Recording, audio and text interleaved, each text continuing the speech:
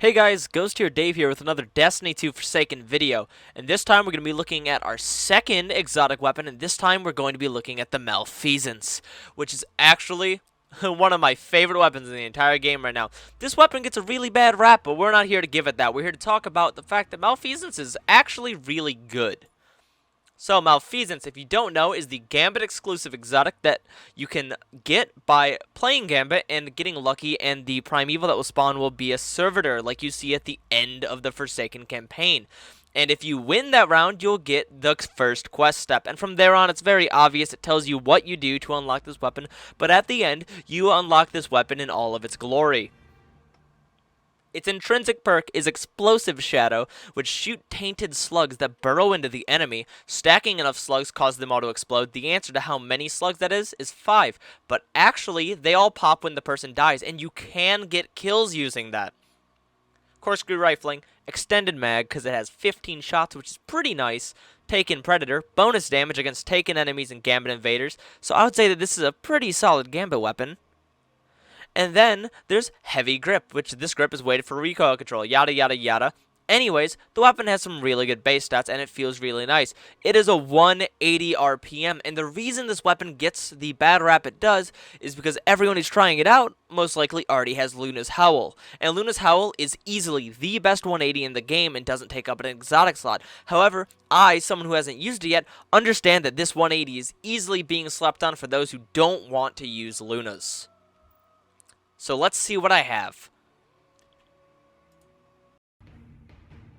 Put your enemies down before And they it's do the looking same like we're to going to you. be in Midtown, which isn't one of my favorite maps, but I don't have anything against it, I guess. So I just checked to make sure we're not up against some crazy stack, and I noticed my team actually has the stack. And oh boy, I love having the stack on my team just so I can do better than them. Anyways, we're going to be nice and invisible for just a second, just long enough to throw a smoke detector that way, make sure everything's in regulation with the fire code. And I whiff a grenade because I'm thinking to myself, like, is this guy actually using Skyburner's Oath? And he is. And, like, don't get me wrong, like, use exotics that you like. It's just Skyburner's Oath has never been something that I really cared for whatsoever. We're going to play this mostly safe, you know. We got a nice edgy taken weapon. We're going to play it safe. We're going to go around the map nice and slow. I'm literally going to be invisible here, try and bait someone into coming for me. And I'm like, I could push that, or I could see if they're coming this way, or I could go on the flank myself and I could meet up with them here. And oddly enough, it's the Skyburner's Oath guy again. Like, he clearly knows what he's doing. He knew exactly where I was. He just seems to be using the obsolete weapon. Anyways, the Malfeasance has been getting a ton of hate recently because everyone trying it out has already used Luna's. And as I mentioned, Luna's is arguably directly better. However, this weapon has so much character, and as you can see, it 4-taps. It does its job, and people, the biggest complaint tends to be that they don't notice the intrinsic perk, which is after 5 shots, the target explodes a bunch. Each of the slugs inside of them, so 5 little explosions, will go off. People are saying they haven't really noticed it been going off. However, what a lot of people don't realize is the perk triggers when somebody dies, even if they didn't get hit by 5 shots. Speaking of hitting shots, I landed none of them here. Anyways, so that means you can land 4 shots and kill someone and their body explodes. And I've actually gotten kills by it, because about 4 explosions tends to be the same as Firefly. It doesn't have as big as a radius, however, you constantly still will find people sitting around. Also, I activate the perk on that dude and he gets killed around the corner. So it's also good for those people who aren't really good at tracking heads. So Luna's really good for incredible people like that. But if you're someone who likes spammy weapons, and hand cannons have never been your thing because of that, this is going to be the weapon for you.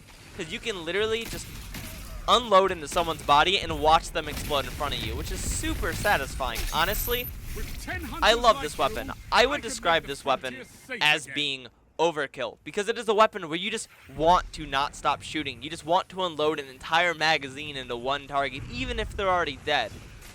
Which is a bit morbid. However, in a game like this, it's fun. So, as for the perk being a problem, a lot of people want it nerfed to be like 3 shots, it'd be 4 shots. Like, that would be cool. It would be really powerful then, but I don't think it's bad at 5 shots. A lot of people are like, oh, just use another 180. Don't waste your exotic slot. Well, trust me, this weapon does its job. It kills quickly and has the ability for multi-kills. It also looks fucking dope. And here I'm going to use Tether in PvP. I'm going to get a double with it, including popping the perk on someone with an overshield, and a nice fellow who walks right into it. Gains the lead. Anyways, 180s is an archetype that not everyone gets into as well.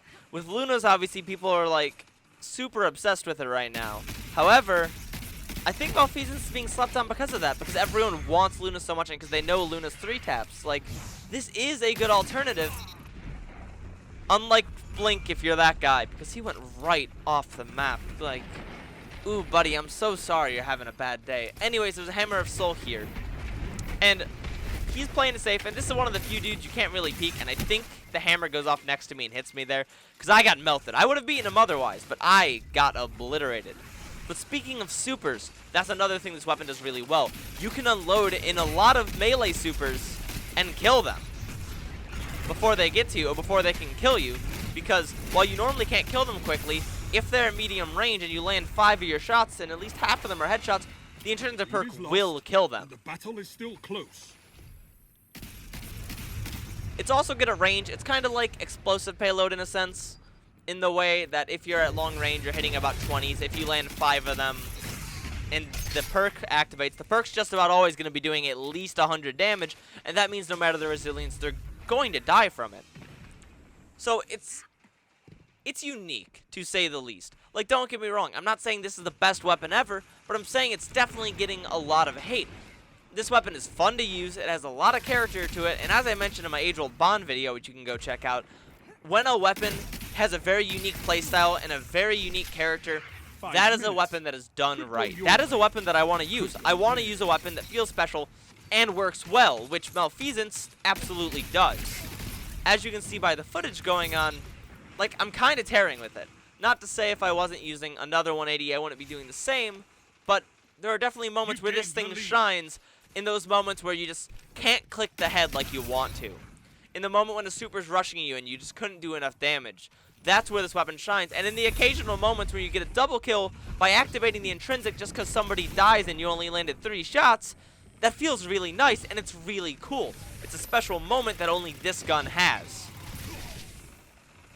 Along with, it just looks fucking dope. It has a unique sight to it, it's fun to use, and it has a really cool ornament that I didn't have at the time that I filmed this video, which I filmed this video a fucking while ago. But at this point, I do have the ornament for it, and I'm still using it when I play PvP, and occasionally in Gambit, because as this weapon's perk says, it does increase damage to invaders, and it 4-taps at just about any range, and 3-taps at close range. Like, it's a big buff to damage invaders that's counting their overshield. I'm a big fan of it. And it's good in PvP because I don't really use hand cannons that often in PvP. Like, don't get me wrong, I can totally use the Ace of Spades like everyone else, but it's not my weapon, you know? It feels too good all around. Like, when I have 3 weapons in a loadout, I don't want any of them to be one weapon that I can use non-stop. Obviously, that's a little bit redundant with the way that I do these videos, but in general, every weapon when I'm playing and trying to do super well in, every weapon needs to have a place. Every weapon needs to be played well. Also, right here, we walk into the beatdown. All 3 of us, we walk into the beatdown. He kills all 3 of us. He actually kills all 3 of us. That man is a legend. We do not talk about whatever club he is in. But back to the point, when you have 3 weapons, they have to have purpose. They don't have to, but they should have purpose, so you want to use more than just one thing. And Malfeasance plays really well, and as seen by this video, you can use just it, but it pairs very well with having a shotgun, with having a sniper, with having really any weapon type with it. I would say pairs well because it covers something this thing can't do. Also right here, I'm going to whiff a ton of shots, but I'm going to land just enough to kill him as I get killed by his rocket. While it may be a bug, I've also noticed there are moments when you're shooting somebody and you die, and you dying also triggers the slugs to go off in them. Whether this is a bug or not, I'm assuming it is unknown technically, but it's still really cool. Along with, you don't need to land the final blow on somebody. You can land 3 shots, they can run from you, a teammate can kill them right as they're next to another teammate, and now your teammate has the ability to kill the buddy that he just, you know, very nicely suicided into.